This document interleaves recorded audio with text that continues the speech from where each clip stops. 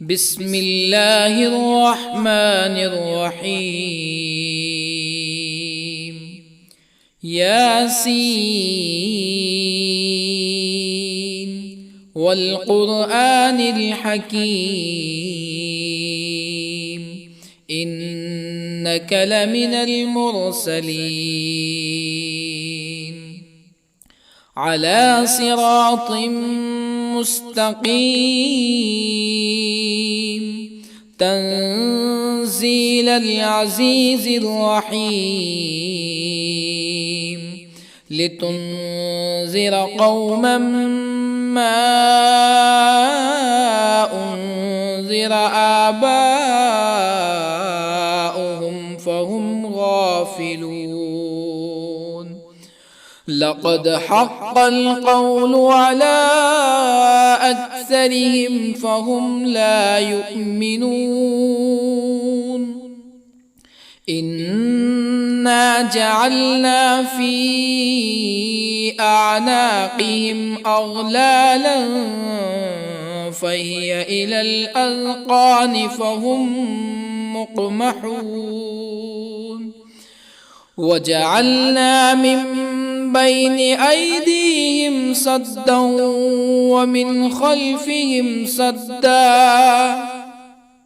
ومن خلفهم سدا فأغشيناهم فهم لا يبصرون. وسواء عليهم أأنذرتهم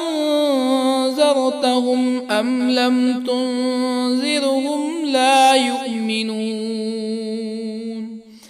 إنما تنذر من اتبع الذكر وخشي الرحمن بالغيب فبشره بمغفرة وأجر كريم. إنا نحن نحيي الموتى ونكتب ما قدموا وآثارهم وكل شيء أحصيناه في إمام مبين.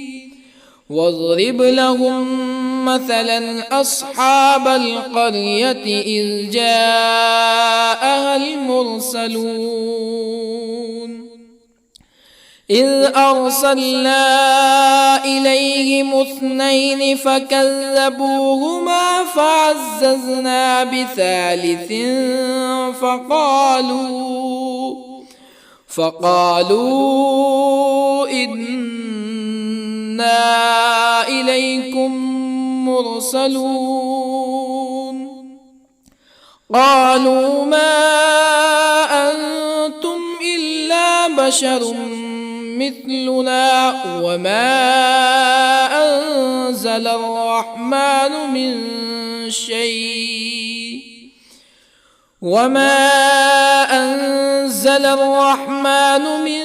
شيء إن أنتم إلا تكذبون.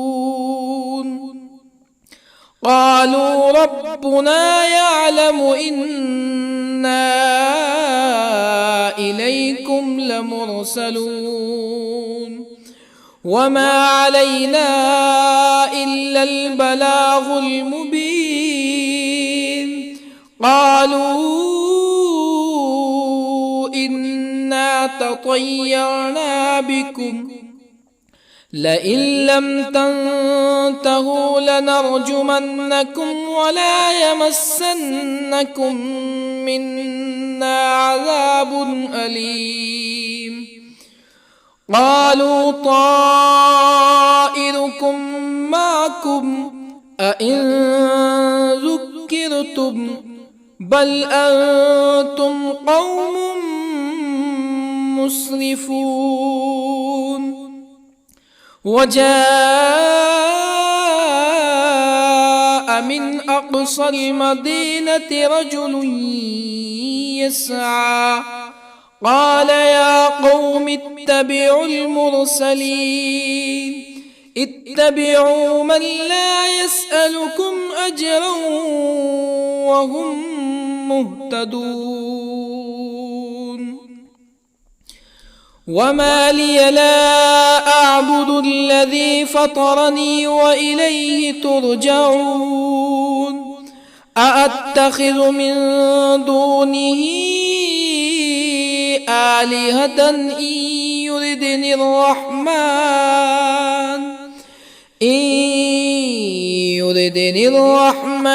بضر لا تغن عني شفاعتهم شيئا ولا ينقذون إني إذا لفي ضلال مبين إني آمنت بربكم فاسمعون قيل ادخل الجنة قال يا ليت قومي يعلمون بما غفر لي ربي وجعلني من المكرمين وما أنزلنا على قومه من بعده من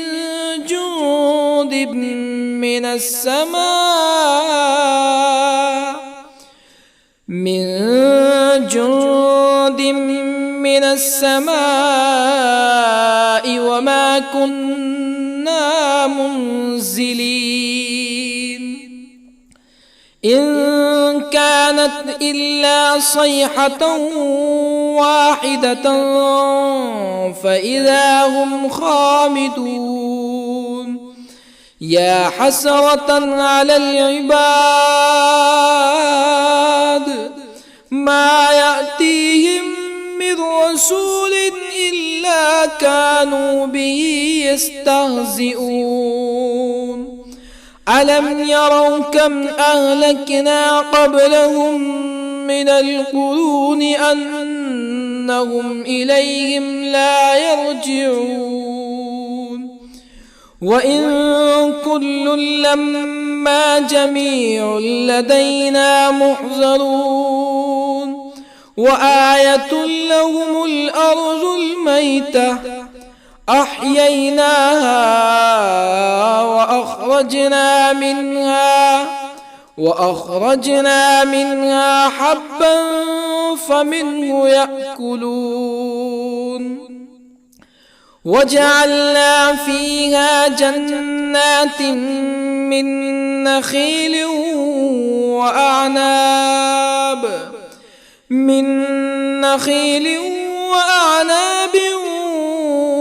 وفجرنا فيها من العيون ليأكلوا من ثمره وما عملته أيديهم أفلا يشكرون سبحان الذي خلق الأزواج كلها مما تنبت الأرض ومن أنفسهم ومما لا يعلمون وآية لهم الليل نسلخ منه النهار فإذا هم مظلمون والشمس تجري لمستقر لها ذلك تقدير العزيز العليم والقمر قدرناه منازل حتى عاد كالعرجون القديم لا الشمس ينبغي لها أن تدرك القمر ولا الليل سابق النهار وكل في فلك يسبحون وآية لهم أنا حملنا ذريتهم في الفلك المشحون وخلقنا لهم من مثله ما يركبون وإن نشأ نغرقهم فلا صريخ لهم ولا هم ينقذون إلا رحمة منا ومتاعا إلى حين وإذا قيل لهم اتقوا ما بين أيديكم وما خلفكم لعلكم ترحمون فما تأتيهم من آية من آيات ربهم إلا كانوا عنها معرضين وإذا قيل لهم أنفقوا مما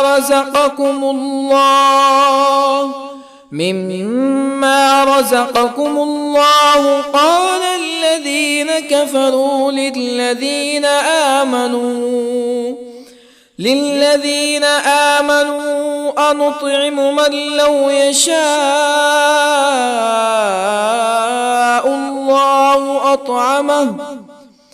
من لو يشاء الله أطعمه إن أنتم إلا في ضلال مبين ويقولون متى هذا الوعد إن كنتم صادقين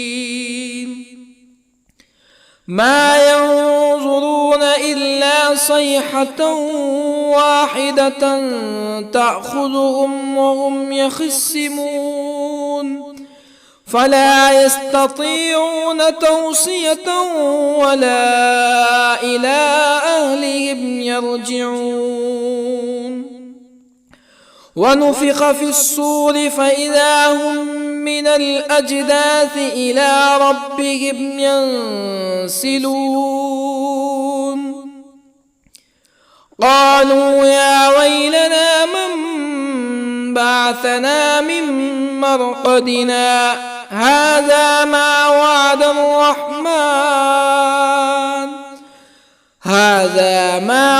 الرحمن وصدق المرسلون إن كانت إلا صيحة واحدة فإذا هم جميع لدينا محضرون فاليوم لا تظلم نفس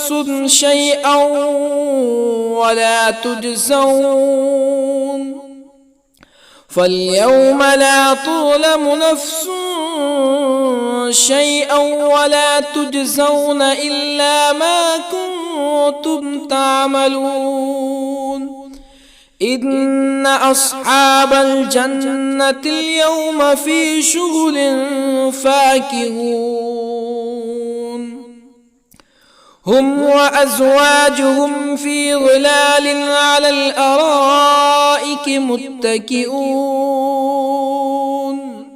لهم فيها فاكهة ولهم ما يدعون سلام قولا من رب رحيم وامتازوا اليوم أيها المجرمون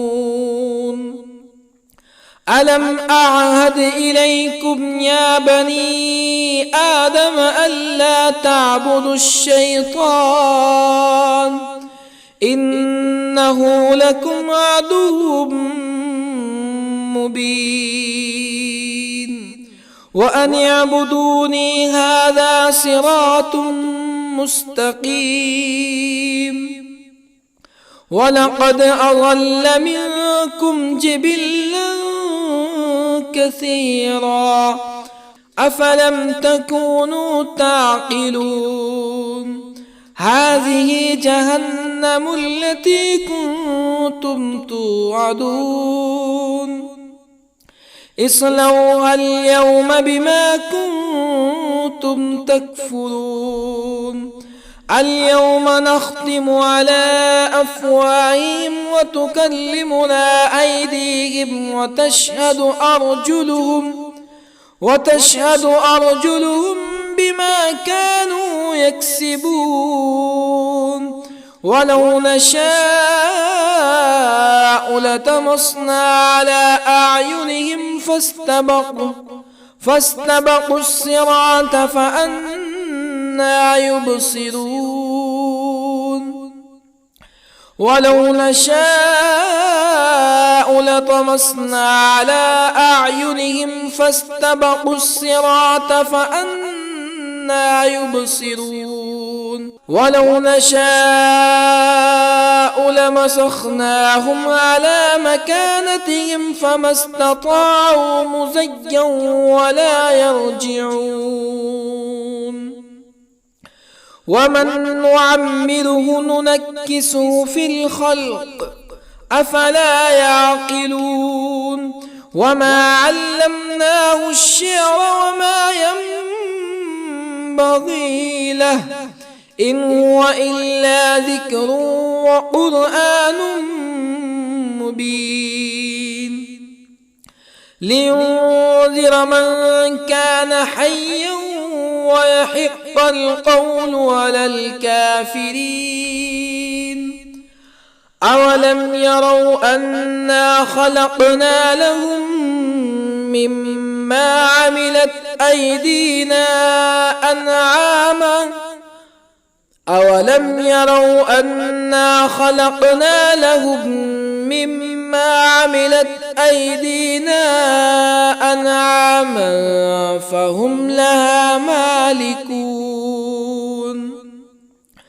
وظللنا لهم فمنها ركوبهم ومنها يأكلون ولهم فيها منافع ومشارب أفلا يشكرون واتخذوا من دون الله آلهة لعلهم ينصرون لا يستطيعون نصرهم وهم لهم جند محضرون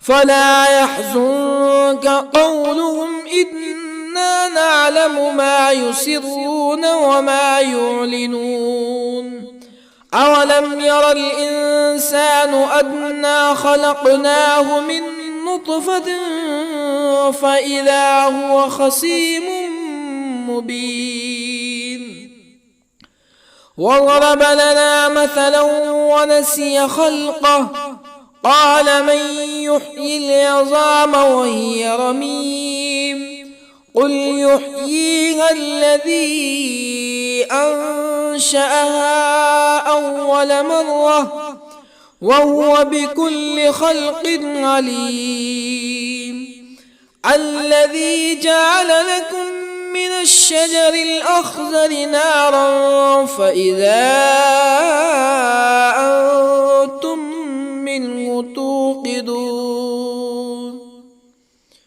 أوليس الذي خلق السماوات والأرض بقادر على أن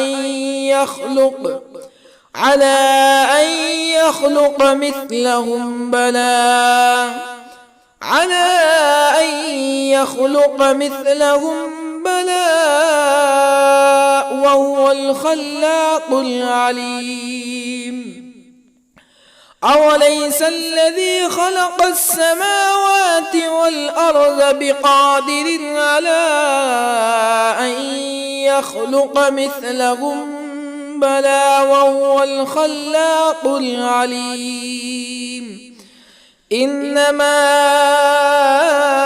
أمره إذا أراد شيئا أن يقول له كن فيكون فسبحان الذي بيده ملكوت كل شيء وإليه ترجعون بسم الله الرحمن الرحيم الرحمن علم القرآن خلق الإنسان علمه البيان الشمس والقمر بحسبان والنجم والشجر يسجدان والسماء رفعها ووضع الميزان ألا تطغوا في الميزان وأقيموا الوزن بالقسط ولا تخسروا الميزان والأرض وضعها للأنام فيها فاكهة والنخل ذات الأكمام والحب ذو العصف والريحان فبأي آلاء ربكما تكذبان خلق الإنسان من صلصال كالفخار وخلق الجان من مارج من نار فبأي آلاء ربكما تكذبان رب المشرقين ورب المغربين فبأي آلاء ربكما تكذبان مرج البحرين يلتقيان بينهما برزخ لا يبغيان فبأي آلاء ربكما تكذبان يخرج منهما اللؤلؤ والمرجان فبأي آلاء ربكما تكذبان وله الجوار المنشآت في البحر كالأعلام فبأي آلاء ربكما تكذبان كل من عليها فان ويبقى وجه ربك ذو الجلال والإكرام فبأي آلاء ربكما تكذبان يسأله من في السماوات والأرض كل يوم هو في شأن فبأي آلاء ربكما تكذبان سنفرغ لكم أيها الثقلان فبأي آلاء ربكما تكذبان يا معشر الجن والإنس إن استطعتم أن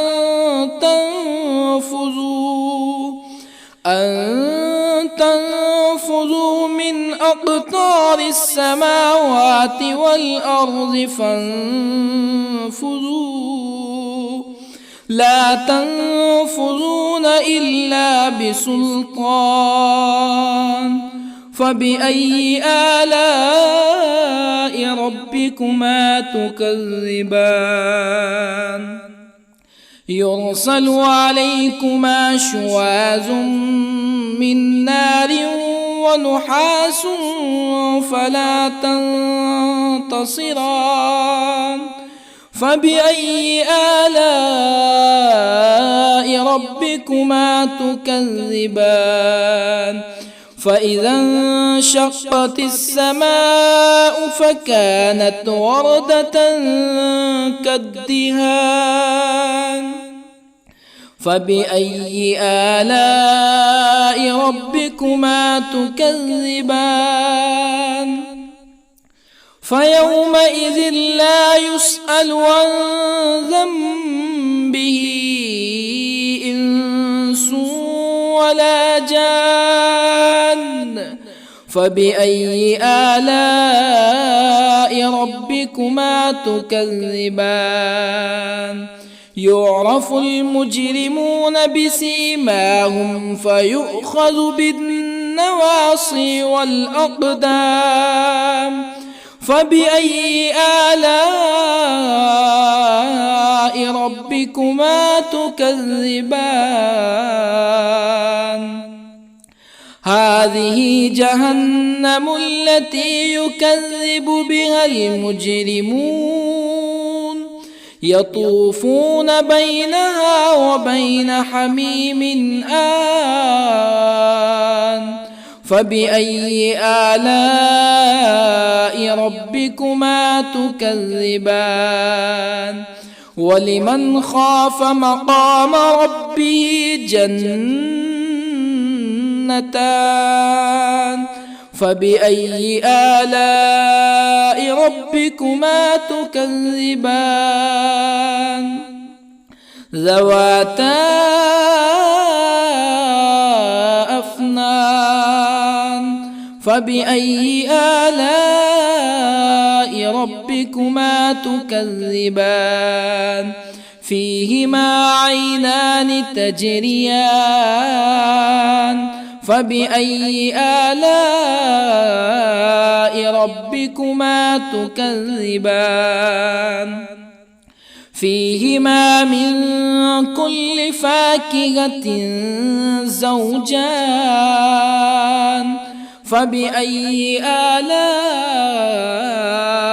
ربكما تكذبان؟ متكئين على فرش بطائنها من استبرق وجنى الجنتين دان. فبأي آلاء ربكما تكذبان؟ فيهن قاصرات الطرف لم يطمثهن إنس قبلهم ولا جان. فبأي آلاء ربكما تكذبان؟ كأنهن الياقوت والمرجان. فبأي آلاء ربكما تكذبان؟ هل جزاء الإحسان إلا الإحسان؟ فبأي آلاء ربكما تكذبان؟ ومن دونهما جنتان. فبأي آلاء ربكما تكذبان؟ مدهامتان.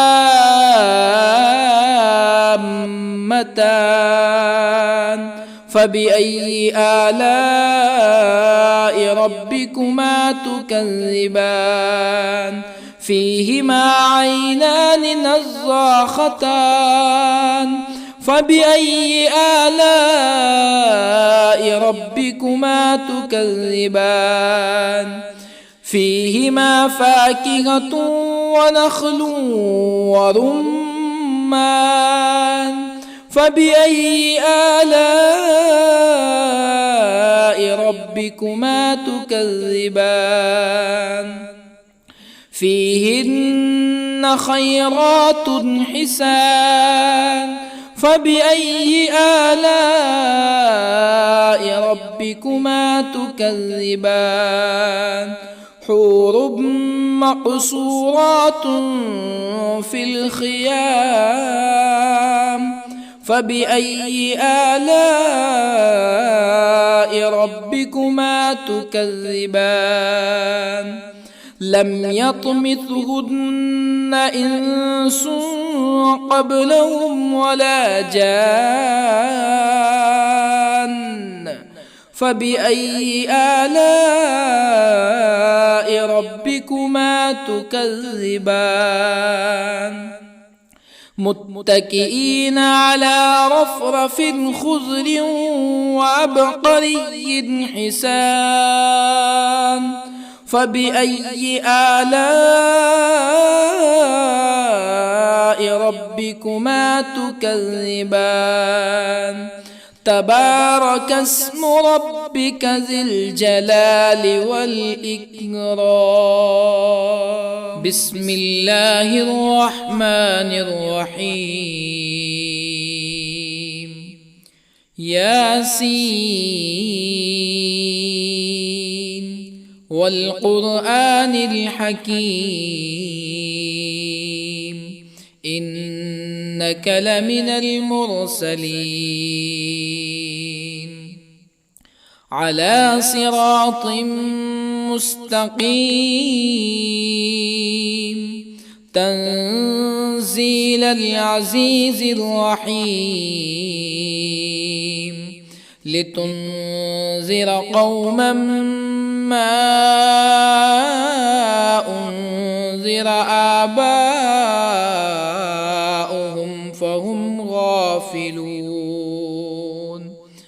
لقد حق القول على أكثرهم فهم لا يؤمنون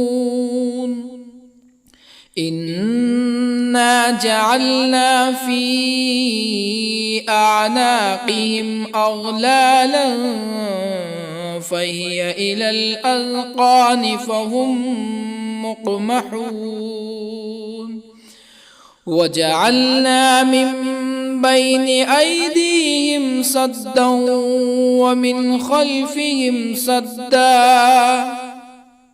ومن خلفهم سدا فأغشيناهم فهم لا يبصرون وسواء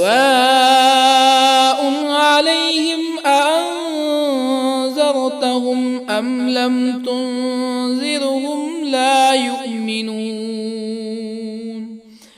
إنما تنذر من اتبع الذكر وخشي الرحمن بالغيب فبشره بمغفرة وأجر كريم إنا نحن نحيي الموتى ونكتب ما قدموا وآثارهم وكل شيء أحصيناه في إمام مبين واضرب لهم مثلا أصحاب القرية إذ جاءها المرسلون إذ أرسلنا إليهم اثنين فكذبوهما فعززنا بثالث فقالوا إنا إليكم مرسلون قالوا ما أنتم إلا بشر مثلنا وما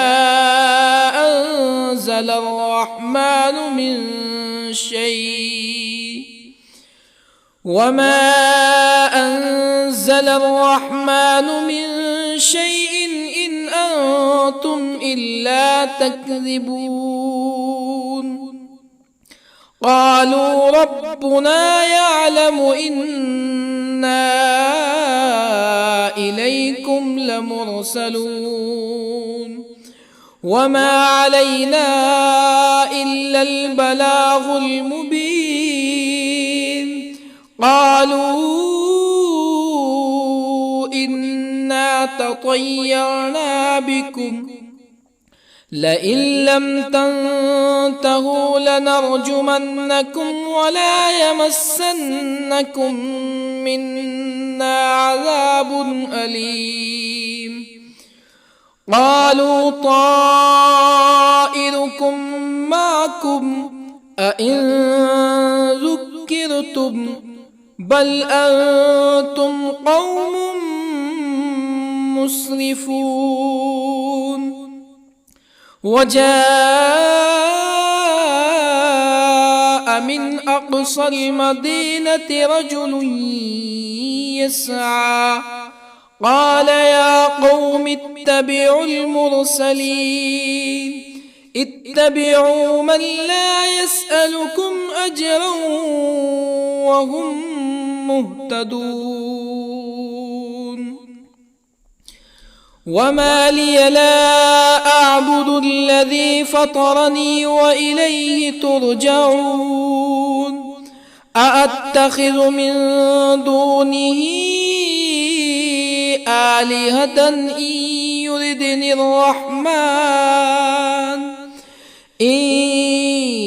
يردني الرحمن بضر لا تغني عني شفاعتهم شيئا ولا ينقذون. إني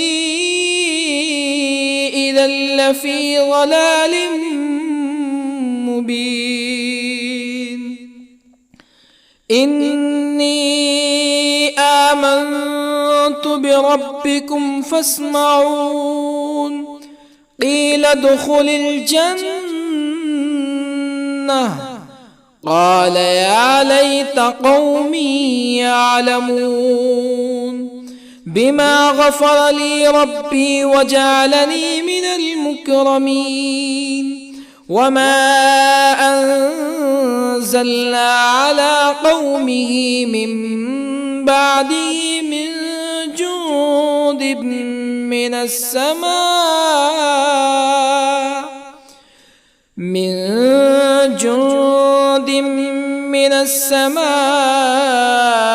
وما كنا منزلين. إن كانت إلا صيحة واحدة فإذا هم خامدون. يا حسرة على العباد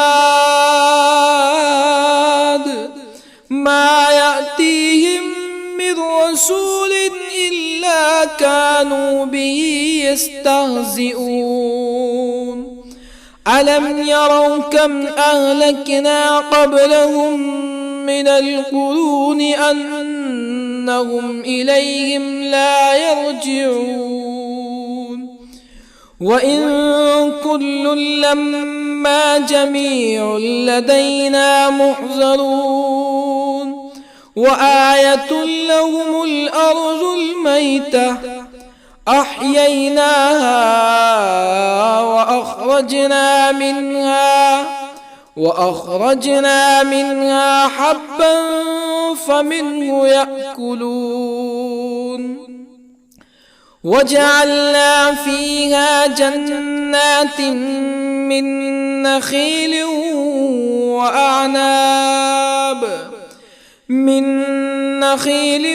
وأعناب وفجرنا فيها من العيون ليأكلوا من ثمره وما عملته أيديهم أفلا يشكرون.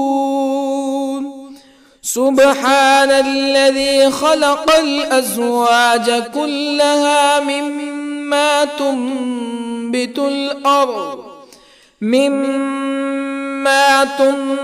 الأرض ومن أنفسهم ومما لا يعلمون. وآية لهم الليل نسلخ منه النهار فإذا هم مظلمون. والشمس تجري لمستقر لها ذلك تقدير العزيز العليم. والقمر قدرناه منازل حتى عاد كالعرجون القديم. لا الشمس ينبغي لها أن تدرك القمر ولا الليل سابق النهار وكل في فلك يسبحون وآية لهم أنا حملنا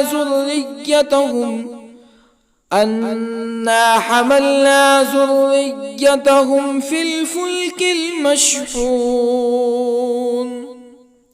وخلقنا لهم من مثله ما يركبون وإن نشأ نغرقهم فلا صريخ لهم ولا هم ينقذون إلا رحمة منا ومتاعا إلى حين وإذا قيل لهم اتقوا ما بين أيديكم وما خلفكم لعلكم ترحمون فما تأتيهم من آية من آيات ربهم إلا كانوا عنها معرضين وإذا قيل لهم أنفقوا مما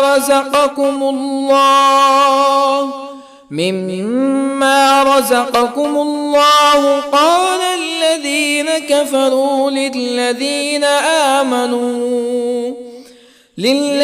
آمنوا أنطعم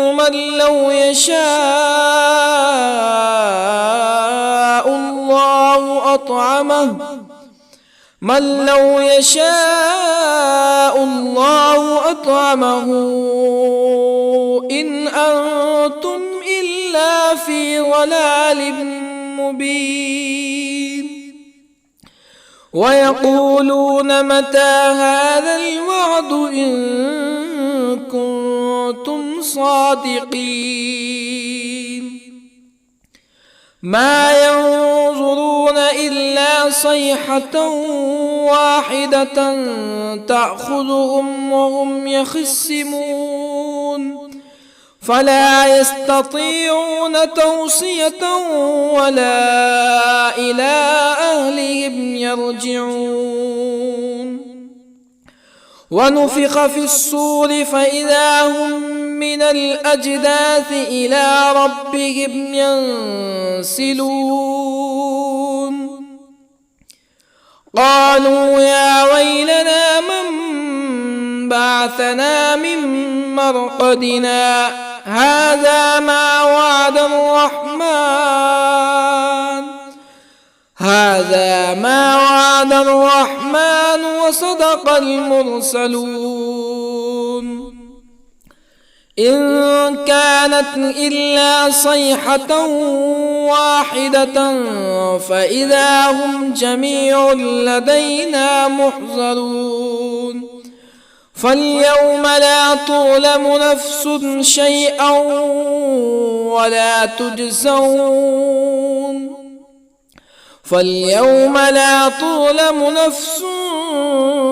شيئا ولا تجزون إلا ما كنتم تعملون إن أصحاب الجنة اليوم في شغل فاكهون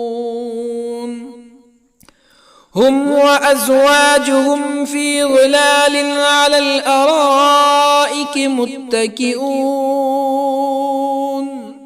لهم فيها فاكهة ولهم ما يدعون سلام قولا من رب رحيم وامتازوا اليوم أيها المجرمون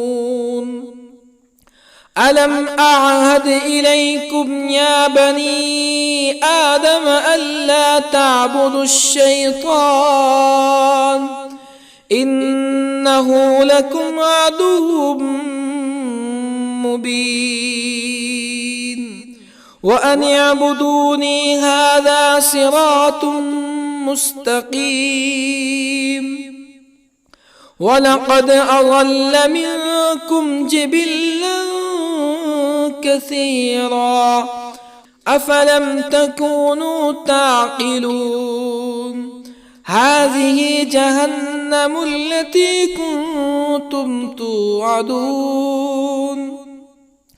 اصلوها اليوم بما كنتم تكفرون اليوم نختم على أفواههم وتكلمنا أيديهم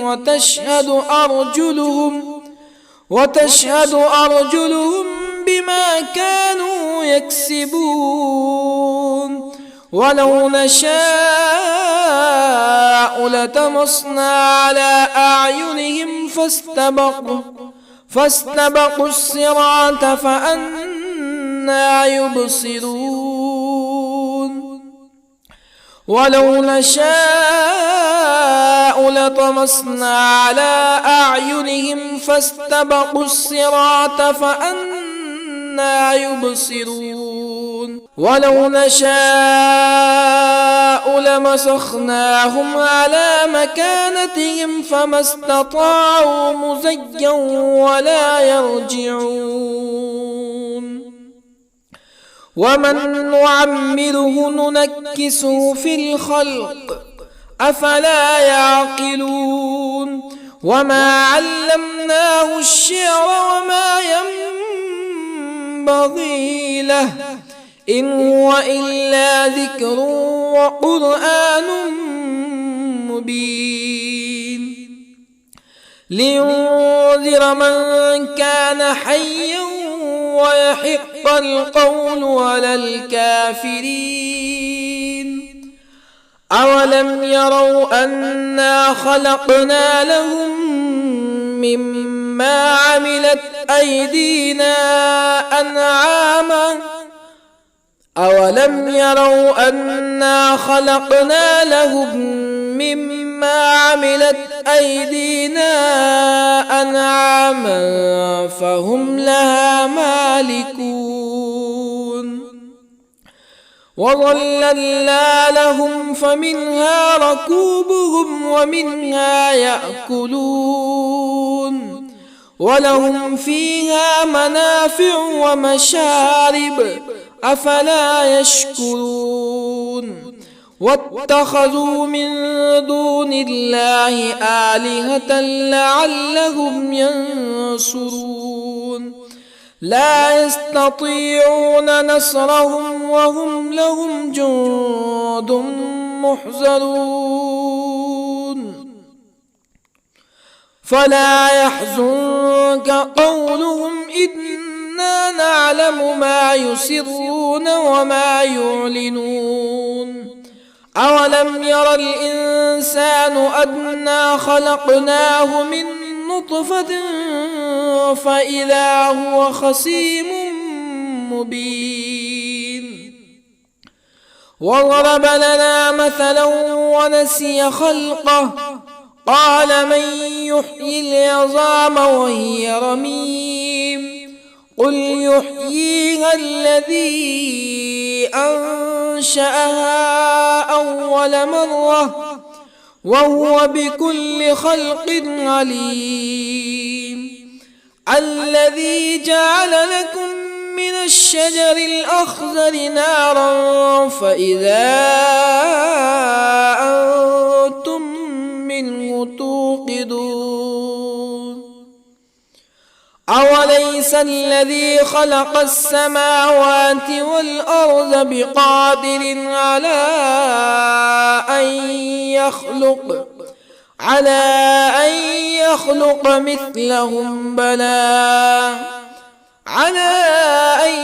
يخلق مثلهم بلى وهو الخلاق العليم أوليس الذي خلق السماوات والأرض بقادر على أن يخلق مثلهم بلى وهو الخلاق العليم إنما أمره إذا أراد شيئا أن يقول